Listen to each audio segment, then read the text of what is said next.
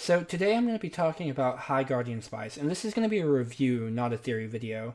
I am going to upload this to both of my YouTube channels, and I want to let you guys know we did a podcast for this, but unfortunately the file got corrupted and it was a 1 hour video, which was super depressing.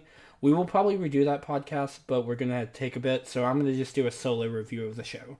Now, the internet has made this show its whipping bag over the past week, and in all seriousness, I'm not here to do that because I went in when I first heard about this show and about all the negative reviews. I was expecting to hate it as much as I hated Q Force.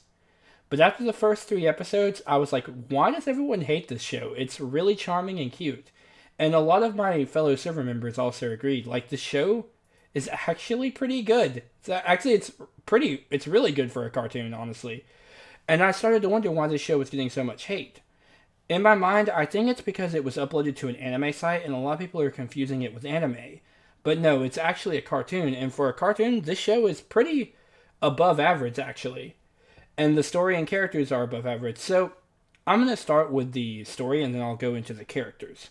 So, for the story of the show, it's your typical high fantasy adventure story. Now, there are some plot threads and some twists and turns for the story, but overall it's not complicated. And I actually feel like that's a strong point for the story. See, not every story in every cartoon needs to be, Avatar The Last Airbender-esque complicated narrative. Because of the simple story and the easy to digest plot lines, it makes time for this show to shine through with its characters. And that's something that's really important about High Guardian Spice. Because the story is so simple, it's easy to digest and binge, and it gives you more time to invest yourself in the characters because you're not thinking about an overly complicated plot. Like I said, there are some twists, and the after credit scene was definitely surprising, even for me, and I really did enjoy that. But what really makes the show stand out is the characters. The cast of the show is so well written, and I think that can't be understated. So a lot of people think these characters are ham-fisted and dumbed down, but that's not the case. Okay, so when talking about the characters, I want to start with talking about Professor Caraway, okay? Professor Caraway is my second favorite character in the show. He's a lot of my friends' favorite characters. He's my girlfriend's favorite character. And he is really well written. In terms of a trans character, probably the best I've ever seen in a cartoon, in all seriousness. So what makes him special is in the time to which he's introduced as trans, a lot of people seem to misread this scene. Okay, so when Professor Caraway is introducing himself as trans, it's to the character Rosemary, who has never heard of the word trans and doesn't know what it means. Now this makes sense. Rosemary is young, and not every young person knows what trans is, even now. So I've seen a lot of people say this is ham-fisted, and that's incorrect. If you already knew what trans was and you felt like it was being explained was redundant, then that's because you live in an area where you're fortunate to have information on this. But in more conservative states and countries, there are plenty of people who don't know what trans are. I didn't learn about trans until I was 19 years old. And that's saying something. So when Professor Caraway explains to Rosemary what trans is and how it was magic that made him be able to become his true self, I think that is really good because not only does it explain what trans is in a very great and rudimentary way for everyone to understand, but also I think something that was supposed to be portrayed here is that when you get to be who you truly are on the inside and outside, it feels like magic, even in real life comparison. And I just think that's beautiful. Now, add that into Professor Caraway's connection to Snapdragon and his struggles, and you get an even more beautiful narrative. So I'll go ahead and talk about Caraway and Snapdragon here at the same time.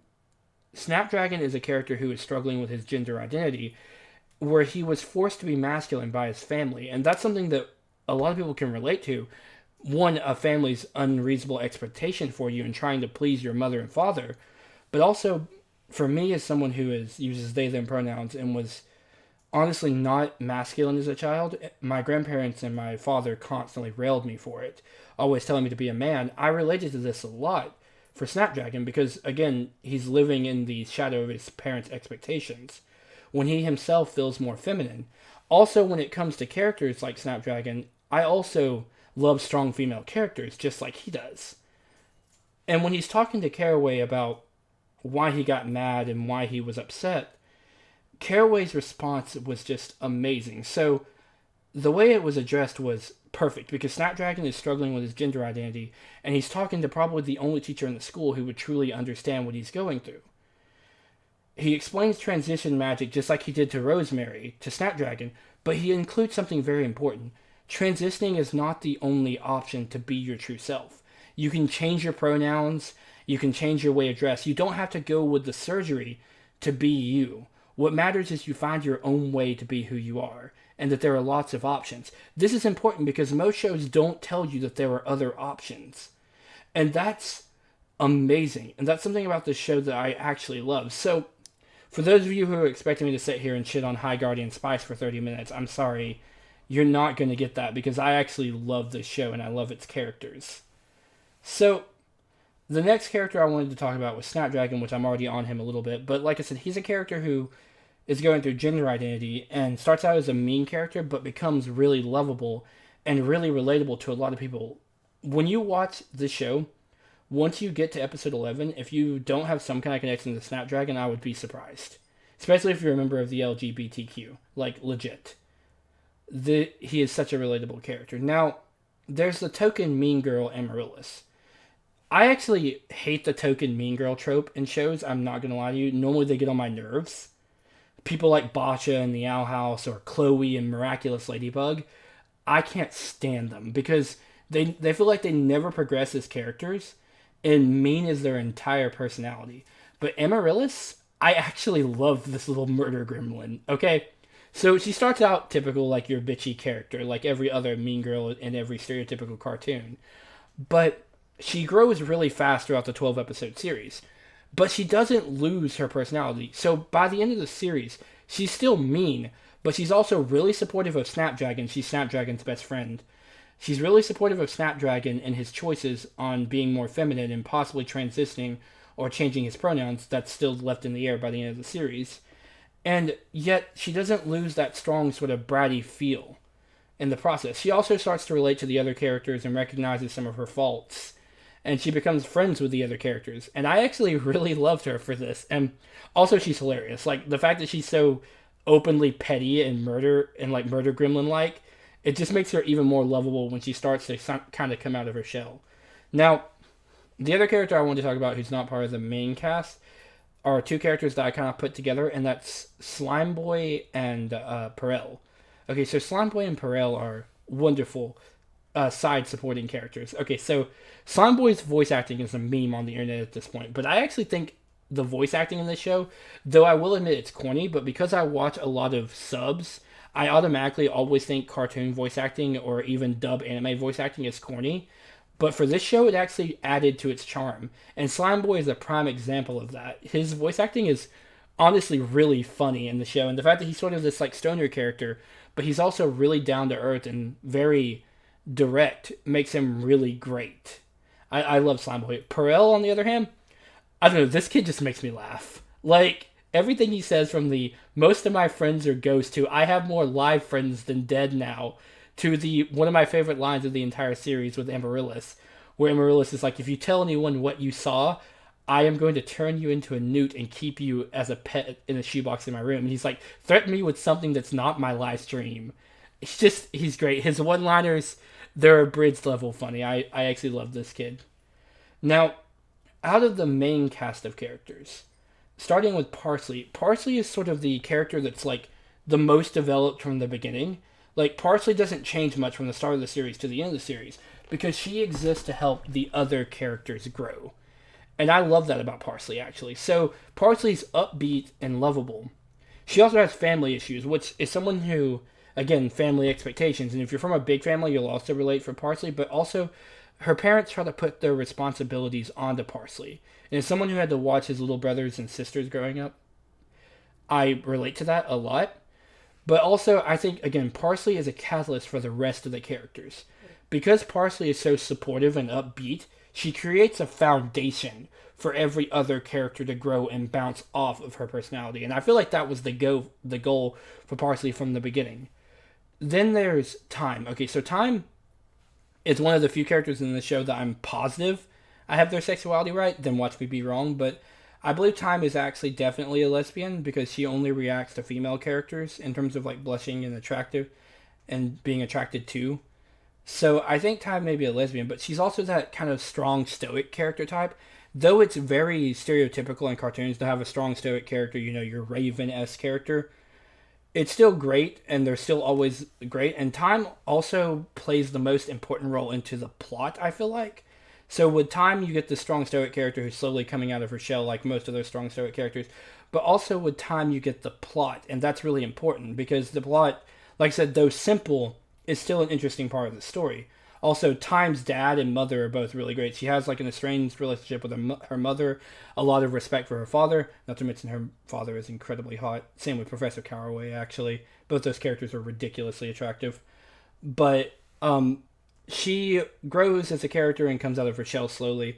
Then there's Sage. Okay, so Sage is sort of the foil to the other main character, but Sage is also great in terms of like she's the smart character who's seemingly perfect, but actually she has a lot of flaws and insecurities. She has anxiety. She's uncomfortable with a very common term in the story, which is new magic. New magic basically can do anything, whereas she was taught that old magic, which respects the laws of nature and the laws of the universe, was the true magic by her mother. So she has this whole growing point where she has to learn to accept the new magic around her and use it, while also still coming to terms in respecting her love for her old magic and her insecurities and anxieties based on those things.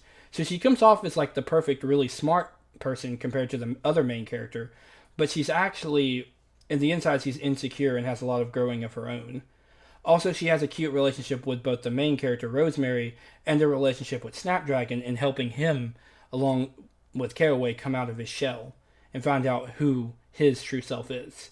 So Sage is an amazing character. I actually love Sage. Also, there's a scene where she cuts her hair, which I'm pretty sure is a Naruto reference, but when she did it, it meant way more than when Sakura did it. Sorry, Sakura, she wore it better. What can I say?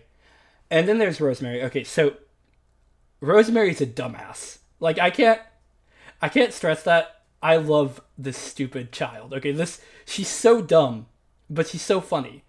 And that's the thing. Rosemary is that sort of oblivious, outgoing, brash character, and it fits with her fighting style and who she is. She's a warrior, and she's this really direct, confronts, speaks her mind character, and I love that because it's a perfect foil to Sage, who is more of this like calculating sort of shy, introverted character than you have the extroverted character in Rosemary.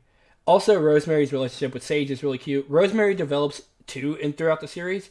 Before that, she was cool with like killing and fighting, but once she actually cuts someone, she starts to realize that her weapon is dangerous and that she may need to learn to accept that and like what she has to do in the future. Also, she has this sort of growing point where she has to execute this creature in episode 11, which is her again in a way accepting the dangers of her like abilities and her like what she has to do as a warrior versus like shooting someone with magic. Like she physically has to end them with her bare hands basically. So I think that that's a really great point for Rosemary. But where this show knocks it out, like I said, is the characters and the representation. So having LGBT representation explained is not bad because this show is going to be watched by mainly probably people from 13 to 16. And people from conservative states and countries watching the show, it's a huge deal. Not just that, just younger people in general learning these terms. It's amazing. If I had a show like High Guardian Spice when I was 14 or 15, this show would have meant the world to me. I love this show now. It would have been even more important to me because it would have explained to me stuff that I had to go through and suffer that I didn't learn about until I was much older. I came out at 14 as bisexual. I later, just this year, learned I was pansexual and started using they, them pronouns. And if I could have had this show when I was younger, I would have learned that about myself a lot sooner and saved myself a lot of pain in trying to be something I'm not. And that's something High Guardian Spice does amazingly. The creator nailed this. Teaching both kids and adults that you can be and that there are other options. It's not ham-fisted. If you believe it's ham-fisted, I believe that what you're seeing here is you already knew these definitions. But there are people who don't. Like, for example, take the Owl House with Rain. There are people who don't know that Rain's non-binary. People who have never heard of non-binary just assume Rain is a he or a she. Like, because it's not heavily explained to them, they don't know. They've never had someone explain it. So there are, shows like this are important when they give these definitions and these meanings. I can't stress that.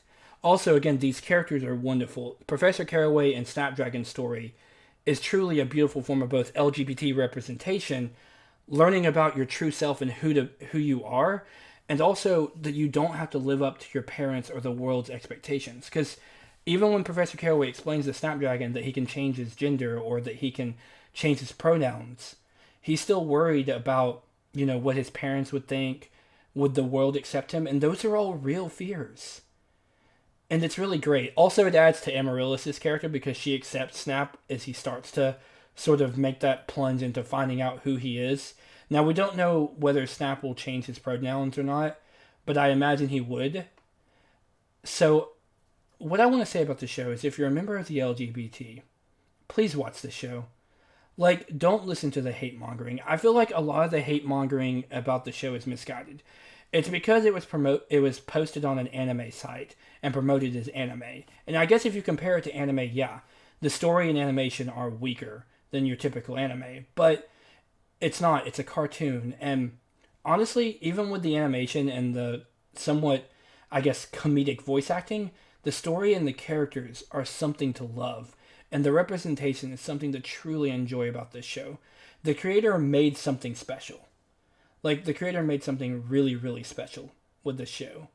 And I think that can't be understated.